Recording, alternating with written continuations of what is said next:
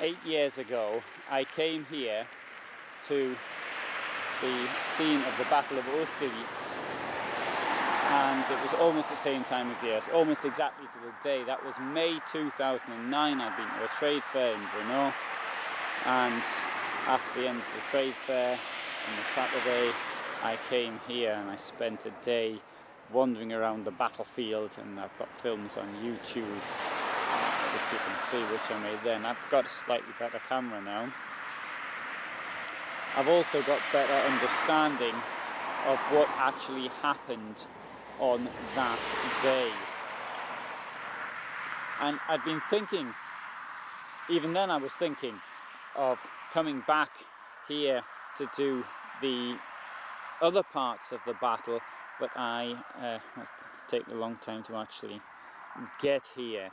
And from this position where I'm standing now, it's on a picnic table. I'm standing on the bench, but there's the picnic table, and is the village of Telnitz.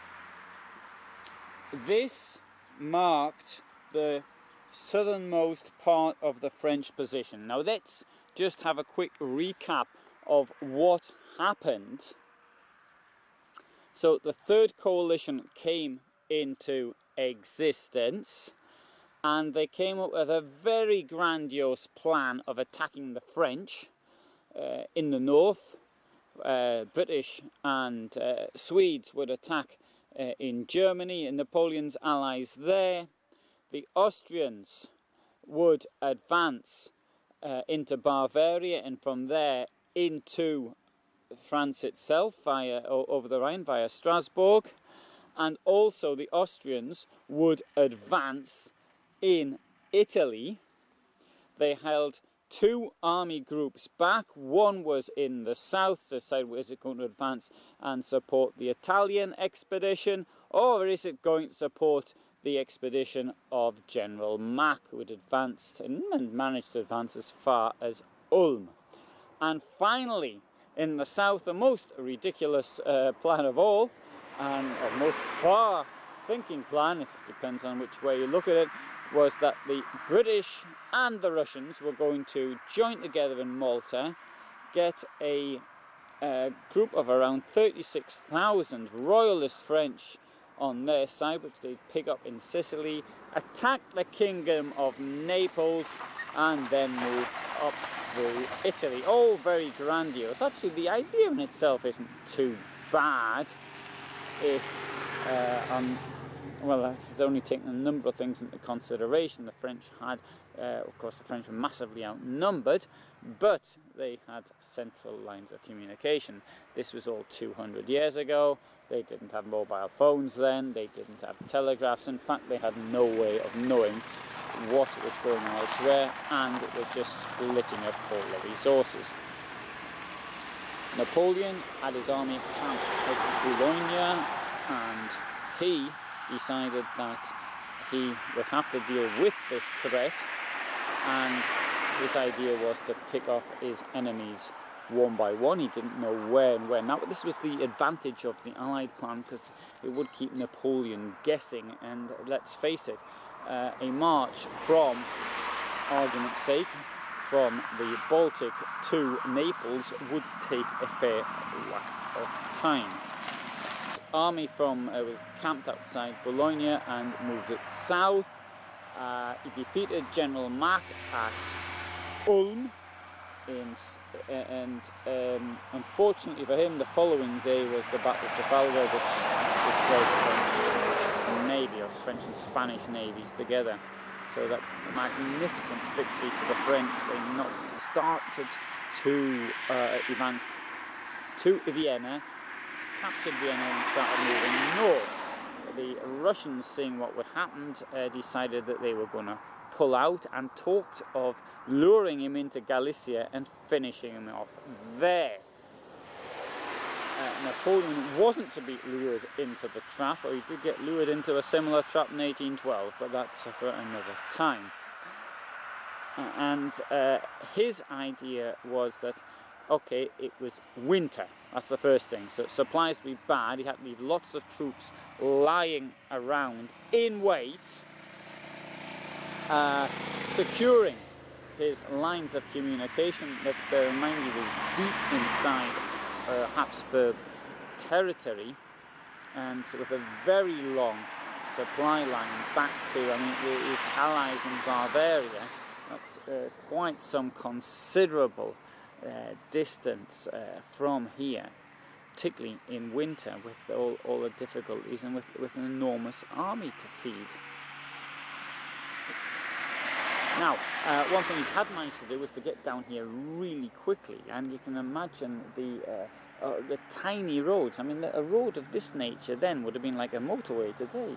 There was hardly any of them, so all the roads in Germany must have been full of French troops. Of course, nobody really knew where they were going, except Napoleon, and I presume also his individual army groups, as he came up with this system of army corps, which allowed 6 individual armies, if you like, to act as a whole army within itself. So all of the infantry, supplies, artillery was all within one unit.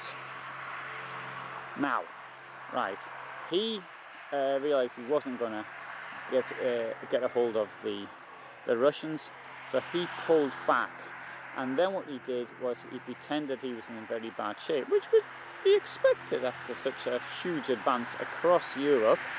And the idea was, first of all, he sent a general up to Olomouc, which is about 40 kilometers or so to the north of here, to see if he could get some peace terms.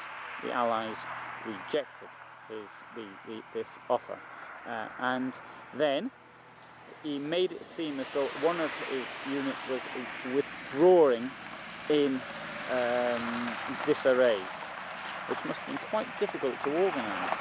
Very difficult, I would think. And then what he did was he gave up his position on those heights, which we've got now in front of us. So you can see them up there.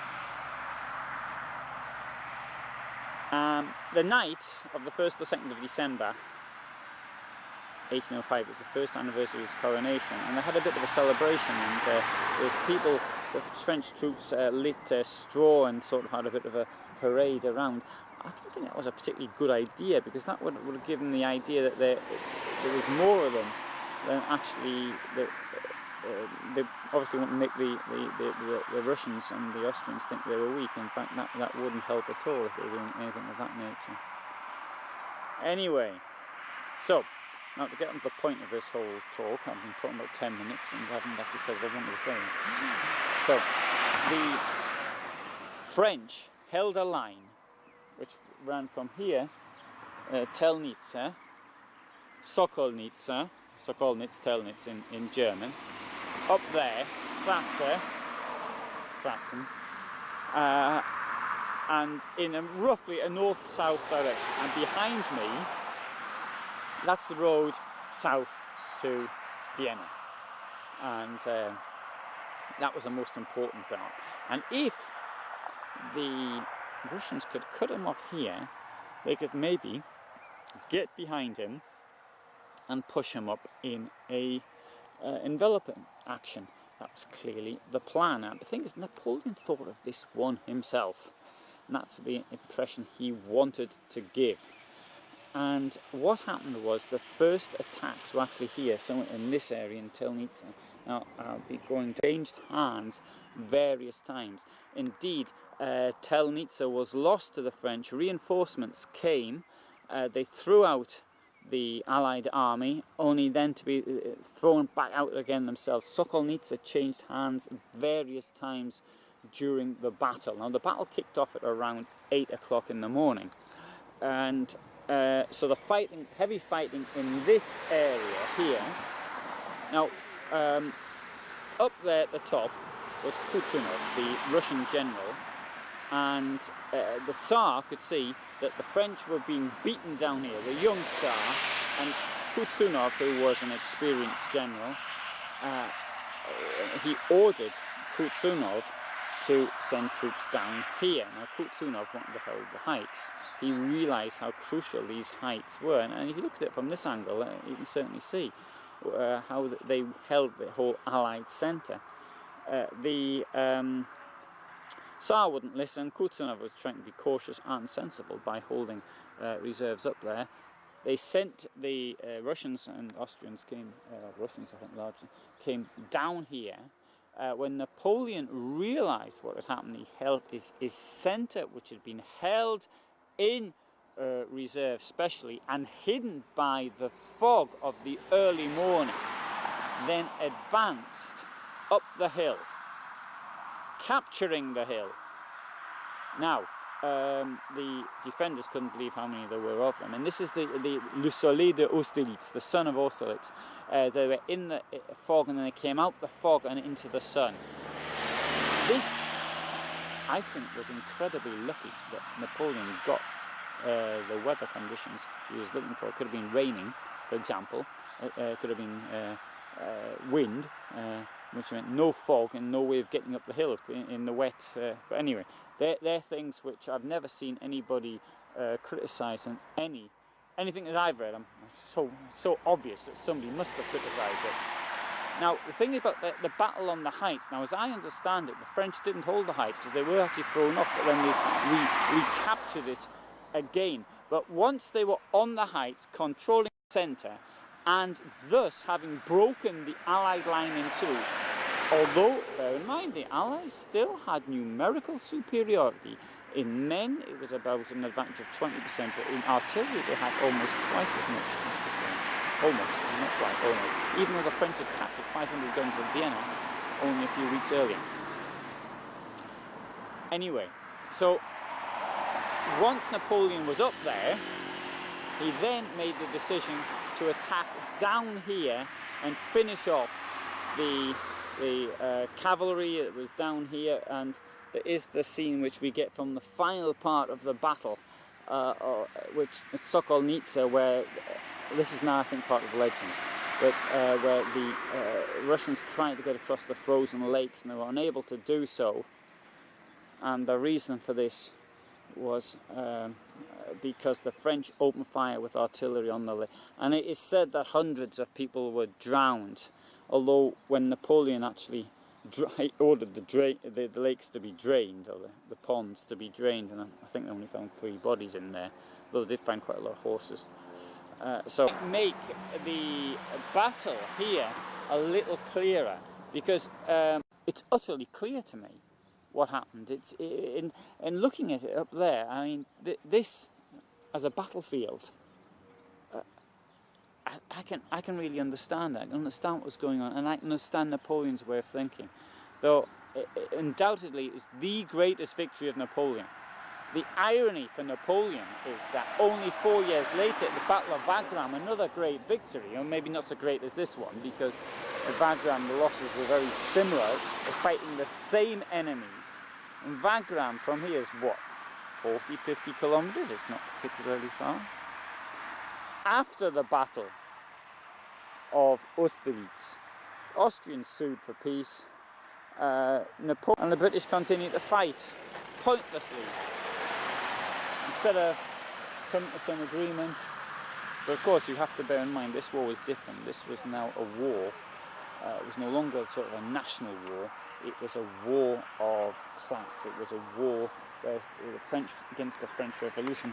And what the French Revolution had done was to go on chopping off the heads of the kings and the nobles, and that was unacceptable in the eyes of the ruling classes. Now I will appreciate that you may say, well, yeah, but Napoleon was trying to exercise his own hegemony over Europe and all the rest of it. He turned himself into an emperor, and he was now one of the ruling classes. And yes, that's all true, and that's a subject for another time.